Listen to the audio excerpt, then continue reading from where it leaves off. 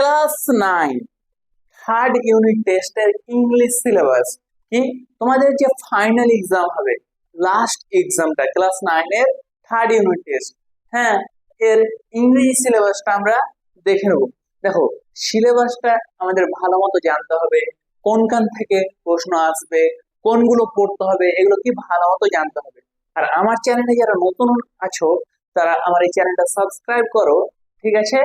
তো আর তোমাদের প্রস্তুতির জন্য যাহা কিছু করা দরকার আমি সবটাই আমার এই চ্যানেলে আপলোড করব, সেই জন্য তোমরা এক্ষুনি আমার চ্যানেলটা সাবস্ক্রাইব করে দাও। তো চলো আর দেরি না করে এবার দেখা যাক আমাদের সিলেবাসটা, ঠিক আছে?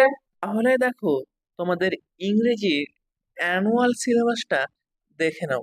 হুম থার্ড ইউনিট টেস্ট এর সিলেবাসটা দেখে নাও। ঠিক আছে, প্রথমে আগে সিলেবাসটা দেখে নাও, তারপরে নাম্বার বিভাজনটা দেখাচ্ছি।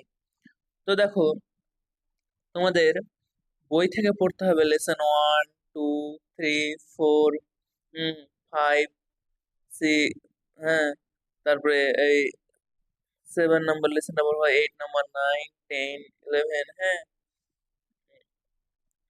তারপরে এই যে দেখো লেসন 6টা এখানে আছে, 6 পড়বা, আর এখান থেকে 12 পড়বা। ঠিক আছে, মানে প্রত্যেকটা লেসন তোমাকে বইয়ের ভালো করে খুঁটিয়ে পড়তে হবে। ঠিক আছে। হুম এবার দেখো, এবার গ্রাম গ্রামার থেকে কি কি আসবে আর রাইটিং স্কিল কি কি আসবে। তো দেখো, গ্রামার, হ্যাঁ, গুলো তোমরা পড়বা আর্টিকেল এন্ড প্রিপোজিশন ভালো করে পড়বা। কি আর্টিকেল এন্ড প্রিপোজিশন ভালো করে পড়তে হবে। টেন্স পড়বা, সাবজেক্ট ভার্ব এগ্রিমেন্টটা ভালো মতো দেখে যাবা। ঠিক আছে, সাবজেক্ট ভার্ব এগ্রিমেন্টটা ভালো মতো দেখে যাবা। ভয়েস চেঞ্জ আসবে, হ্যাঁ, ট্রান্সফরমেশন অফ সেন্টেন্সেস এগুলো আসবে, সিম্পল, কমপ্লেক্স, কম্পাউন্ড এগুলো আসবে।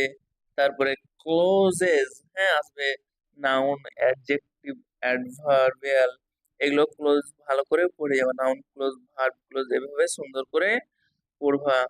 তারপরে ফ্রেজাল ভার্ব, হ্যাঁ, তারপরে প্রেফিক্স এন্ড সাফিক্স এগুলো সুন্দর মতো পড়ে যাবা। হ্যাঁ, আর যারা এখন আমার চ্যানেল সাবস্ক্রাইব করোনি তারা তাড়াতাড়ি সাবস্ক্রাইব করো। আর তোমাদের, হ্যাঁ, প্রস্তুতির জন্য যা কিছু করতে হয়, হ্যাঁ, আমি এই চ্যানেলে আপলোড করব। ঠিক আছে, তো অবশ্যই তোমরা আমার এই চ্যানেলটি সাবস্ক্রাইব করো। তারপরে রাইটিং এ দেখো, রাইটিং এ কি আসবে। দেখো, নিউজ পেপার রিপোর্ট রাইটিং আসতে পারে, ফর্মাল অ্যান্ড এডিটর লেটার বা পার্সোনাল লেটার আসতে পারে। ঠিক আছে, নোটিস রাইটিং আসতে পারে, প্যারাগ্রাফ রাইটিং বা বায়োগ্রাফি এগুলো আসবে, স্টোরি রাইটিং, প্রসেসিং, হ্যাঁ, এগুলো কি আসতে পারে। ঠিক আছে, তো ভালো করে পড়তে হবে। তো এবার দেখো,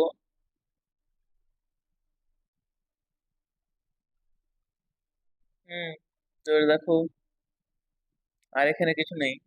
তো এবার মানে যেগুলো পড়তে হবে, তারপরে এবার নাম্বার বিভাজনটা দেখো। দেখো, রিডিং কম্প্রিহেনসিভ, এখান থেকে কি কি আসবে। দেখো, সিন থেকে, হ্যাঁ, মানে সিনের এই যে প্রোজ থেকে আসবে 12 মার্কস, আর পোয়েট্রি থেকে আসবে 8 মার্কস। ঠিক আছে, আর এবার আনসিন প্যাসেজ থেকে 20 মার্কস থাকবে। আনসিন প্যাসেজ থেকে কত মার্কস থাকছে? 20 মার্কস। ভালো করে পড়ে যাওয়া। হ্যাঁ, তারপরে এবার গ্রামার এন্ড ভোকাবুলারি থেকে কি কি আসবে।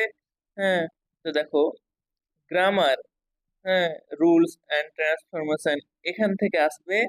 আর ভোকাবুলারি, আনসিন অংশ থেকে সমার্থক শব্দ খুঁজতে হবে। তো এইটুকু থেকে টোটাল 20 আসবে, এইটুকু থেকে টোটাল আসবে 20। ঠিক আছে, যাদের কাছে নেই তারা একটু স্ক্রিনশট করে নাও। ঠিক আছে, তারপরে রাইটিং স্কিল, এখানে 30 মার্কস থাকবে। টোটাল 3টা রাইটিং তোমাকে লিখতে হবে। ঠিক আছে, এখান থেকে 30 মার্কস তুমি পেয়ে যাবে। তারপরে আছে ইন্টারনাল, এই যে দেখো, ইন্টারনাল ফরমেটিভ এভালুয়েশন, হ্যাঁ, মানে প্রজেক্ট যেটাকে বলছে, অ্যাসাইনমেন্ট বা অনেক কেউ মানে প্র্যাকটিক্যাল করে এইসব। হ্যাঁ, তো এখান থেকে থাকবে 10। তো টোটাল হয়ে গেল, মানে আমাকে রিটেন এক্সাম হচ্ছে, আমার রিটেন এক্সাম হবে 90-এর। হ্যাঁ, রিটেন এক্সাম হবে 90-এর, আর ওই প্র্যাকটিক্যাল বা প্রজেক্ট থাকবে 10। তো টোটাল হলো 100। ঠিক আছে, টোটাল কত 100। ঠিক আছে।